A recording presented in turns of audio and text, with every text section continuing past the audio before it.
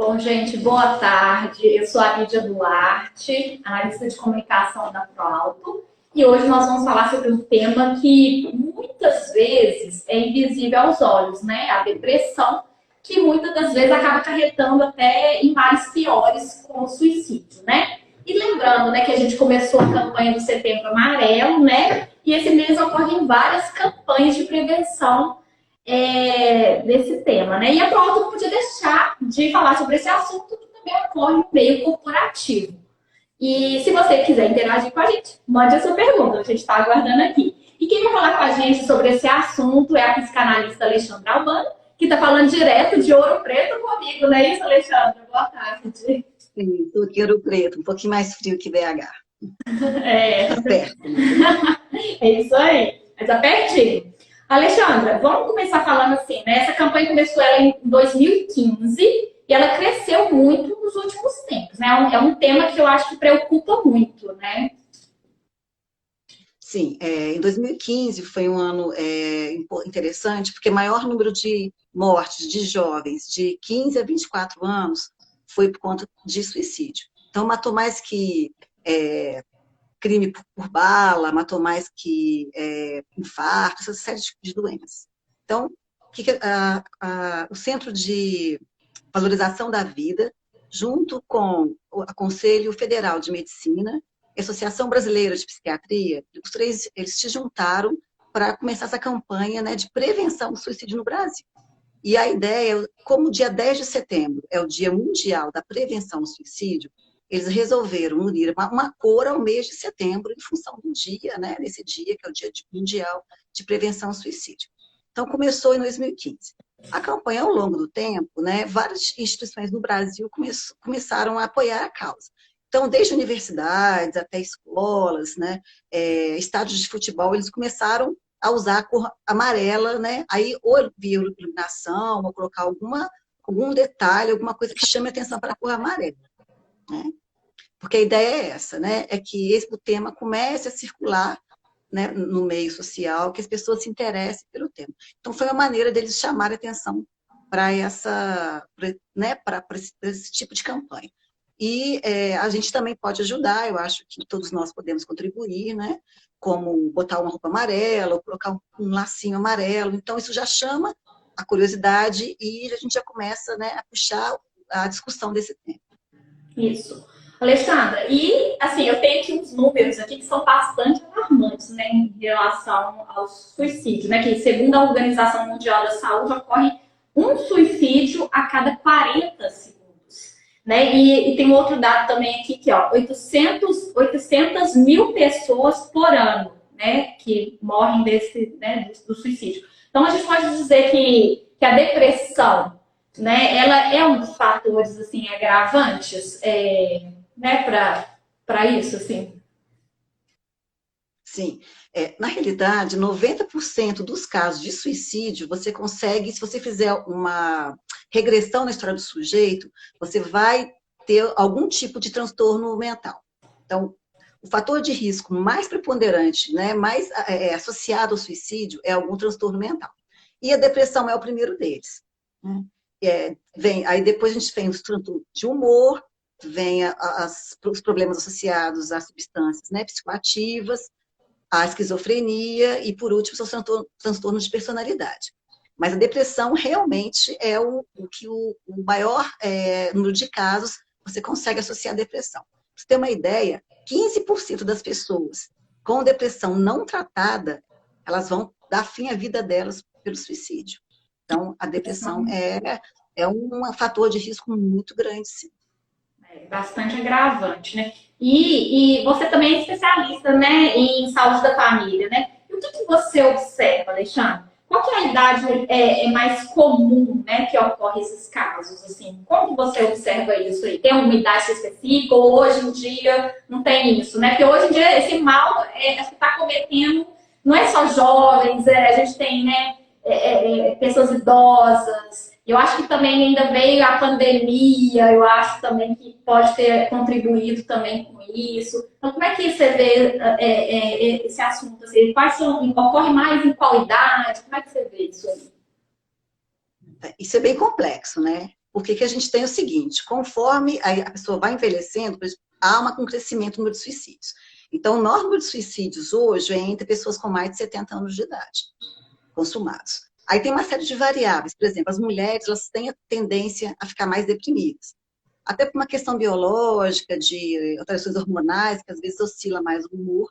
Então, elas têm a tendência a tentar também mais o suicídio. Então, se você for olhar, a maioria das pessoas que chegam no hospital hoje para tentar, para ser de tentativa de suicídio, para serem atendidas, são mulheres. 80% são mulheres.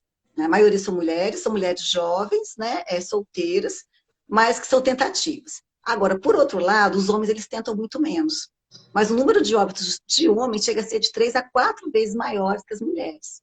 Porque eles, normalmente, a mulher não toma remédio, é algo que dá um tempo para você prestar ajuda, né? Prestar socorro a essa mulher. O homem, normalmente, não.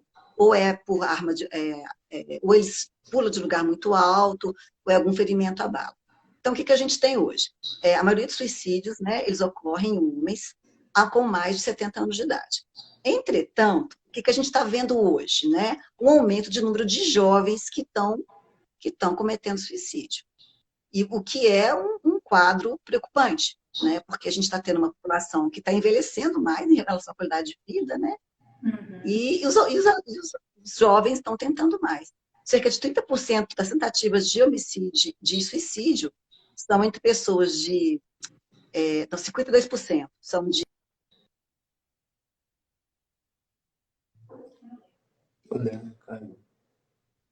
Tem uma pausa aqui, eu não sei como é que tá.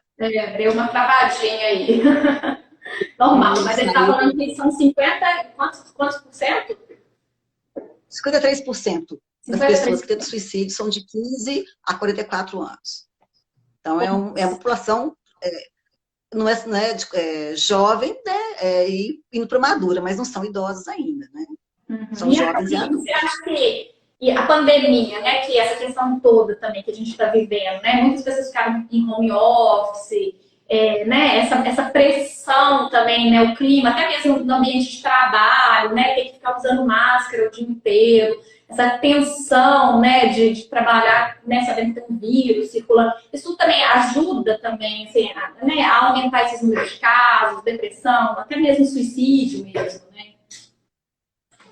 Olha, qualquer fator que pode colocar a sua integridade física, a sua vida em risco, já vai ter algum impacto na sua parte emocional, né? E aí, se a pessoa já tem uma tendência, a coisa pode se complicar. Situações como isolamento, a insegurança que isso vai gerar, a instabilidade. Então, assim, as incertezas, porque quando é que isso vai acabar? Tudo isso já vai abalar emocionalmente uma pessoa. Então, se ela já tiver com alguma predisposição, já tiver, às vezes, as coisas começam a se avolumar. Então, ela passa por isso, ao mesmo tempo pode perder alguém próximo. Então, são fatores que vão se agregando, que podem, sim, já gerar uma depressão em um caso mais grave. Então, realmente, a pandemia é um ambiente propício a você ter algum tipo de... desenvolver algum tipo de problema emocional. Lógico, né? Tá sendo bem difícil, né? E vamos voltar para o ambiente corporativo, por exemplo. Alexandre, o que as pessoas devem observar? Porque acaba que é uma doença, às vezes, a depressão, né? É uma doença silenciosa, muita gente às vezes não percebe, né? Como que a gente deve, né, observar isso no ambiente corporativo? Bem, o que a gente pensa, né? Quer dizer, você tem um colega de trabalho, ou você mesmo, né? Se a pessoa, de repente, começa a ficar mais isolada, né? E ela começa a mudar de comportamento, ela começa a falar algumas frases tipo, olha, tá muito difícil para mim, né? A vida não vale a pena. Isso pode ser um pedido de ajuda inconsciente da pessoa. Ela começa a falar alguma coisa, né? E aquilo vai, né? E você percebe que aquilo não era comum, tá ficando comum, né? Então, assim, você tem que começar a perceber essas mudanças de comportamento, de humor. A pessoa, às vezes, do nada, começa a ficar muito alegre, sabe? Ou muito você começa a perceber algumas coisas. Sim. Tem que observar. E aí, de repente, dá uma oscilada, né? Uma coisa meio estranha. Você fala, olha, gente, isso não é comum dela. Então, assim, são sinais que a pessoa pode estar dando, né? De que tem alguma coisa estranha. Outras coisas também, algum comportamento autodestrutivo, tipo, começa a beber muito, né? Mesmo fora do trabalho, a pessoa, você vê, olha, mas te falar, hoje eu saí, hoje eu bebi de novo, eu passei no supermercado, comprei 2 garrafas de vinho, e aquilo começa a virar uma rotina, né? Ou então usar alguma droga, e ela te comunica que começou a usar uma droga. Então, todos esses são indícios que alguma coisa pode estar estranha, né? Que talvez fosse bom procurar uma ajuda. E, infelizmente, né, esse tema ainda também é um tabu bem grande, né? Assim, que é uma doença invisível aos olhos, né? Que eu falo assim. E eu falo que eu falei, eu adoro usar essa palavra, que é invisível aos olhos.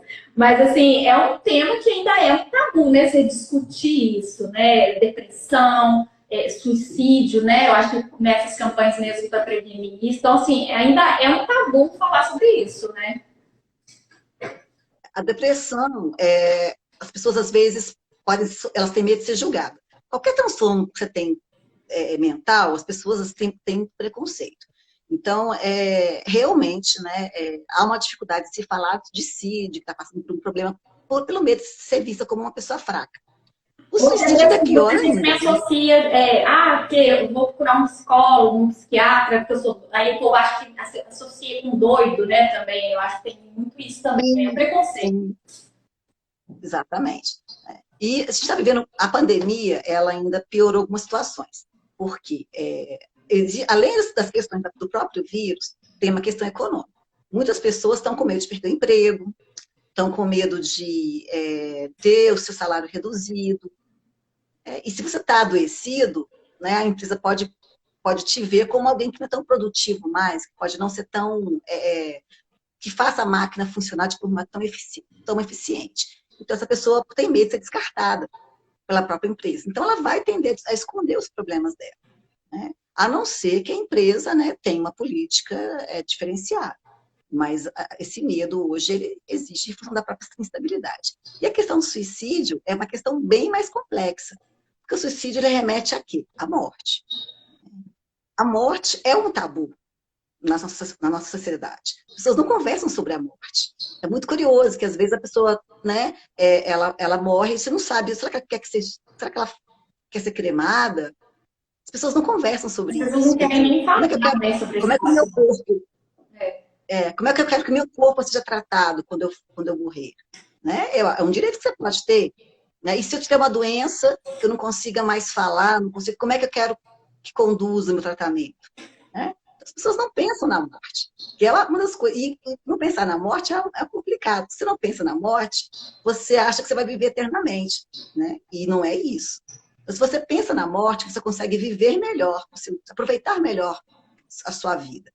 Só que a morte é algo assim, em muitas sociedades é proibido falar de morte. Né? Ou, no mínimo, é visto como algo de mau gosto. E o suicídio é muito pior, porque como assim? Você quer tirar a sua vida? Porque é uma escolha do sujeito. Eu não quero mais viver. Então é algo ainda que gera ainda mais mal-estar ainda. Se a morte já gera um mal-estar, você imagina alguém que simplesmente não quer. A vida para ela não é algo importante, não é Não algo tem mais valioso. sentido, né? Faz E mais sentido. acabar as vias de fato, digamos assim, né? Porque realmente é um ato desesperador, né? A pessoa chegar nesse Então, ponto. exatamente. A campanha de prevenção ao suicídio, um dos principais fundamentos dela é que se abra canais, né, que se abra eventos para que se possa discutir a questão do suicídio. Porque se você não fala do suicídio, que tem esse preconceito, não se pode falar de suicídio. Porque se você falar de suicídio, você vai incentivar o suicídio. Isso não existe, gente. Tá? Muito pelo contrário. Se você fala do assunto, aquilo vai ganhando um contorno, você desmistifica o assunto e vira algo a ser tratado. Se você trata o assunto como algo de uma ordem superior, de uma ordem do intocável, aí sim você pode estimular, porque as pessoas acabam não percebendo, às vezes, o que é um suicídio, quais são os sinais de um suicídio. Né? Elas não têm essas informações. Então, fica mais difícil para alguém poder ajudar um colega, por exemplo, que está passando por um momento difícil. É verdade. E por isso também que a campanha tem crescido ao longo dos anos, né? Porque, igual você falou, como é um assunto que é um tabu falar sobre morte, falar sobre suicídio, né? Igual você falou, as pessoas falam que falar sobre suicídio você está incentivando. Não é isso, né? A questão toda da campanha é a prevenção e mostrar que esses números são grandes, igual a gente viu aqui cadê os dados aqui? Em 40 segundos, né? Ocorre um suicídio a 40 segundos. 40 segundos. Né? Não é nem um minuto, imagina. Um suicídio a 40 segundos. Assim, realmente os dados são bem, assim, são chocantes, na verdade, né? E como não é muito divulgado, porque a gente, na televisão, eu já trabalhei como repórter de televisão, a gente não divulga, né, o suicídio, não, até eu já cobri morte de suicídio, mas a gente não mostra, né? Até para preservar a sua família. Então, assim, não se fala sobre isso, né? Então, assim, é o que você falou, ainda é um tabu, né? É um tabu e que a gente precisa lutar contra, né? Porque o mês de setembro é um mês que a gente vai falar sobre prevenção ao suicídio. Só que é um assunto que tem que ser falado o ano todo. É um assunto que tem que ser conversado o ano todo. E também não é só falar sobre pegar o mês de setembro e vamos falar sobre suicídio, né? A gente tem que investir na saúde pública. A gente tem hoje no Brasil, o Brasil tem o SUS, que é um instrumento de atenção, de assistência à saúde da população, que é invejado pelo mundo inteiro. É claro que... Em outros países não tem, né, um SUS da vida, né? Não tem. Não. Se o nosso SUS funcionasse como está na lei, seria um dos melhores sistemas de saúde do planeta. E nós temos no SUS os CAPs, né? Nós temos os CAPs para atender os problemas, as pessoas com transtornos mentais. Temos o CAPS AD para pessoas que têm problemas de álcool e drogas. Nós temos o CAPS infantil para tratar das crianças com transtornos mentais. Então, assim, a gente tem que começar a entender que o Estado ele tem que investir, né, nesses instrumentos aí, nesses mecanismos, para a gente estar atendendo essa população. Como você falou, é um suicídio a cada 40 segundos. Tá? Então, é um assunto muito sério. Né? Muito sério. Importante, né? Então, a gente tem que começar a entender isso também. Né? Nós temos hoje instrumentos que a gente pode estar ajudando a população, que são os CAPs. Além, né, de todo o sistema de saúde, né, como os postos de saúde, né, as unidades de saúde da família, todos esses são lugares, né, que podem prestar essa ajuda à população em geral, desde que, né, se invista nessas instituições. Desde que eles funcionem bem, né? Você já trabalhou nesses CAPs, que eu sei, né? E tem que funcionar, né? Tem que ter investimento, né? Que ainda é pouco. A gente sabe que ainda, infelizmente, a gente tem pouco investimento na área da saúde, né? Na verdade, estão se esvaziando os investimentos na área de saúde pública, né? E tem se tirado o investimento ao longo dos anos. E aí isso dificulta, porque as pessoas precisam de ter um atendimento de qualidade, né? De qualidade. Alguém que sente, que escute, que acompanhe depois, porque a pessoa ela chega num CAPS, por exemplo, ela sai às vezes do hospital, ela tentou autoextermínio, né? E ela é encaminhada para o CAPS. E não é uma consulta só. Né? Você tem que escutar o paciente, você tem que acompanhar o paciente, escutar a família do paciente, orientar a família e estar marcando os retornos. Então, para você ter essa condição de fazer, você tem que ter funcionário público, tem que ter psicólogo ali naquele lugar para atender, ou então nos postos de saúde. Então, assim, é uma rede mesmo, né, de atenção a essa população que precisa. Agora, como eu falei, eu acho que é uma campanha que tem que começar nas escolas, né, onde tem os adolescentes, né? Porque ainda falta informação, né, Alexandre? Eu acho que ainda falta assim, de informação das pessoas também. Igual a gente falou antes, né? Já tem um tempo que a gente falou, mas assim, falta informação, porque uma depressão ou uma doença psicológica que possa acarretar, né, ao suicídio, as pessoas acham que é gente doida, porque procurar um psicólogo, um tratamento, alguém que possa ajudar, as pessoas ainda têm muito esse preconceito, né? Sim, e é um preconceito muito bobo, né?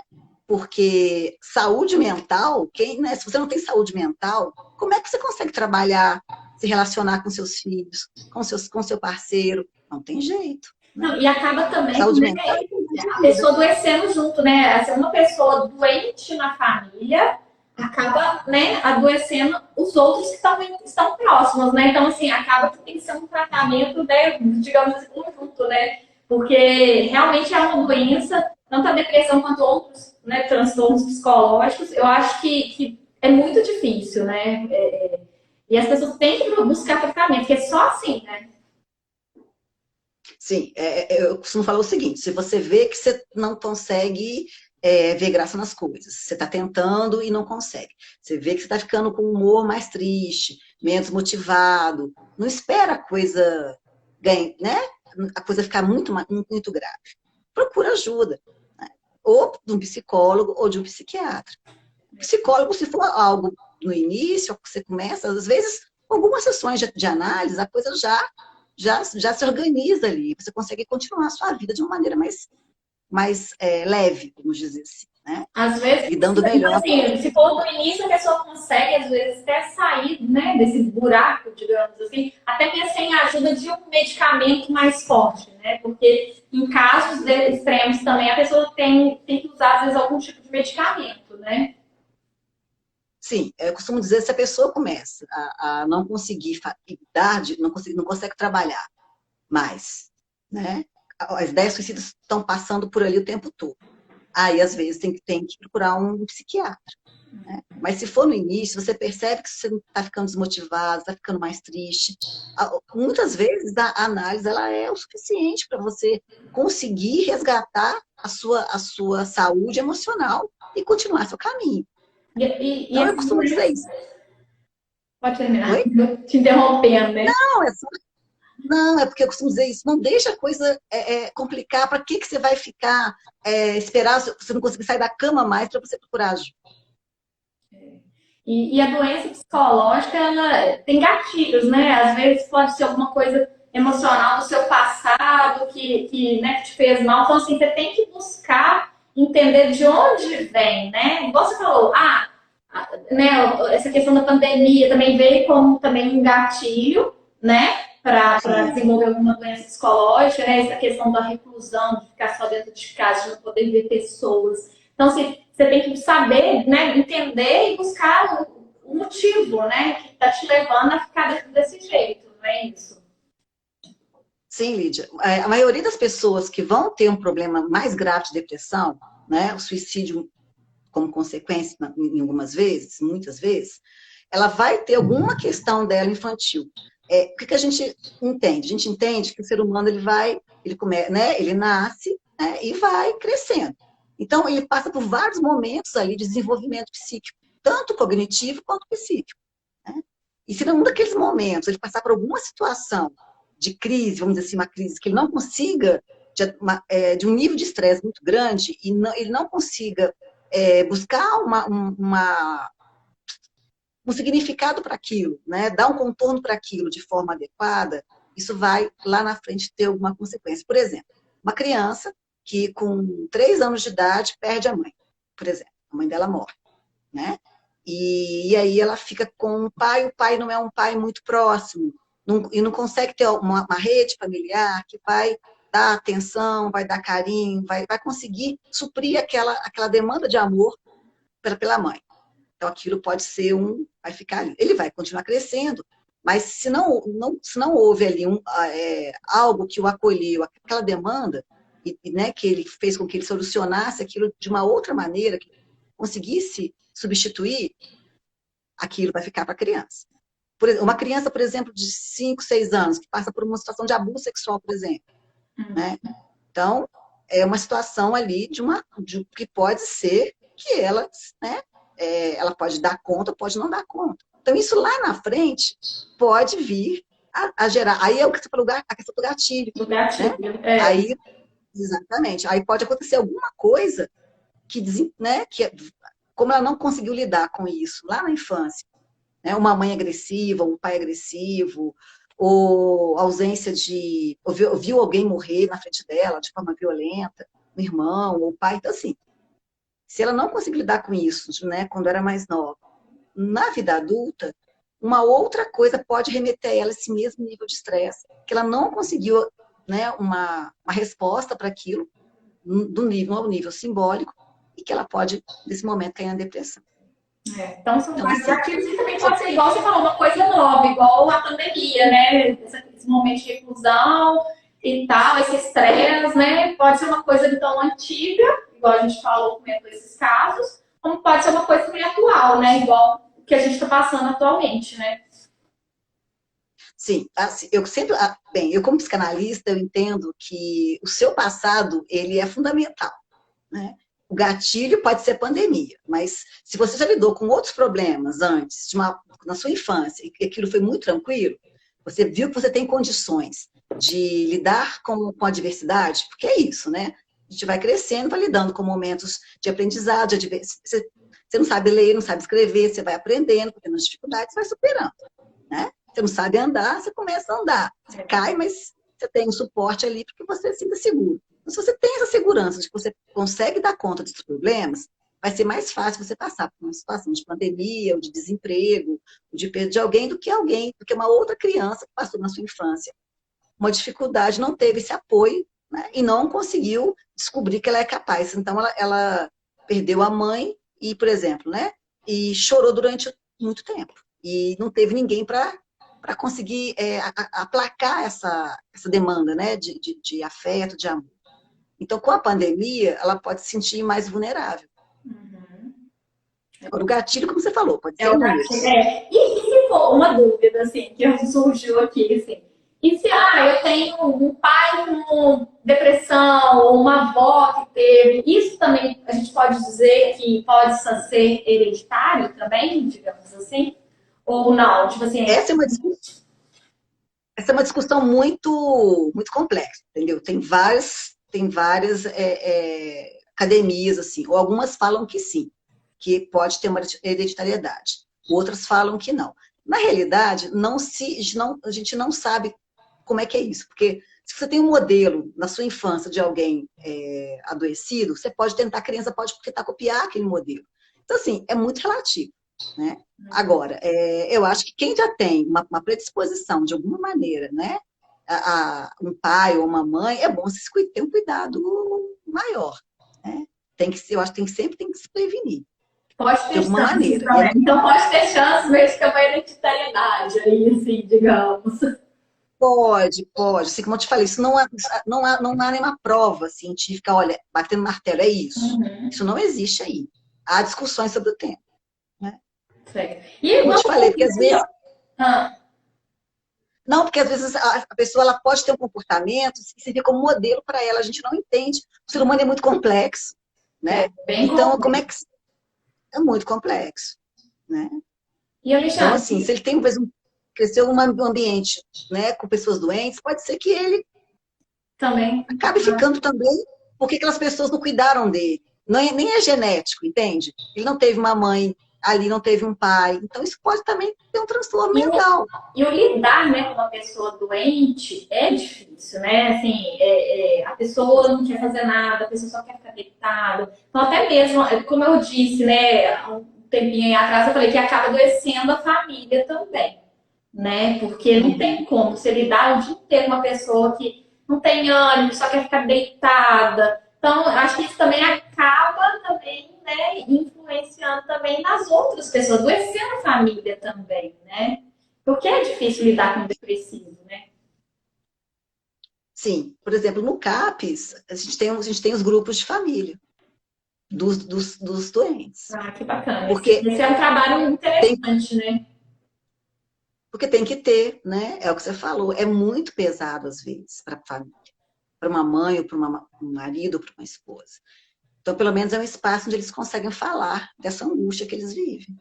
E que muitas vezes não falam, né? Então aí acaba só guardando, guardando, e a pessoa vai adoecendo junto com o doente, né?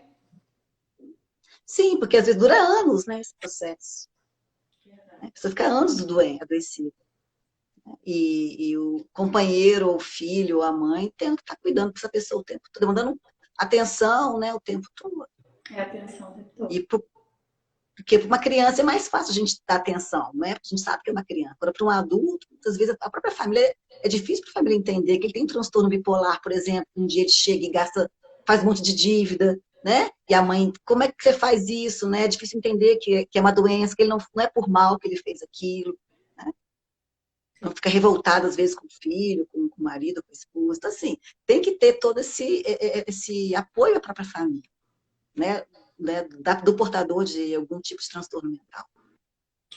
E tem como prevenir? A gente ainda não falou sobre isso aqui, que eu tô aqui até aqui na minha listinha aqui. Tem como prevenir, né? Seja depressão, né? A própria mesmo, essa questão toda do suicídio. Tem como isso? Ou é só realmente um tratamento?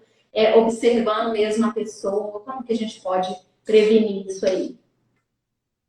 Ô, Lídia, tem tanto no âmbito organizacional, quanto no âmbito individual. Individualmente, primeiro eu acho que a gente tem que entender uma coisa. É importante que você construa formas de ter prazer na vida.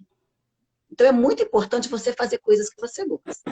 É claro que você não vai fazer tudo que você gosta, né? Mas, por exemplo, eu não gosto de fazer do meu trabalho, por exemplo, muito, né? Ou dessa parte do meu trabalho. Mas eu tenho que fazer ele, não tem? Tem que fazer. Agora, eu posso fazer uma outra coisa que eu me dê prazer. Conheço muitas pessoas que têm prazer em trabalhos artesanais, que, que fazem o que dá prazer para elas. E, assim, da área de saúde, tá? Médico, enfermeiro, bioquímico. Mas, assim, elas gostam do que eles fazem, mas o que dá prazer para elas é fazer um tricô, é fazer uma costura, é fazer bordado. Então, assim, faça alguma coisa que você goste. É muito importante isso. Faça um hobby, tenha um hobby. Busque coisas que vão te dar prazer, porque isso vai melhorar a sua qualidade de vida. Então, isso é uma coisa muito importante. Outra coisa muito importante, que vocês já devem ouvir falar 1 milhão de vezes, mas que é muito importante, é a questão da alimentação. Alimentação. A alimentação é muito importante. A gente entende que o número hoje de problemas de transtornos mentais aumentaram muito da década de 50 para cá. E tem uma relação com a gente começou a comer muitos alimentos processados, muitos açúcares. E uma coisa muito interessante que tem muitas pesquisas que estão apontando agora é a questão do glúten. Esse glúten que a gente come nos alimentos é de um trigo que foi modificado geneticamente. Não é o trigo que sua avó comia. E hoje a gente entende que ele vai, além de dar uma série de doenças, ele também, porque é uma proteína dele que consegue chegar, ela sai dos vasos sanguíneos e consegue chegar em algumas regiões do cérebro. Inclusive, aumentando o caso de depressão.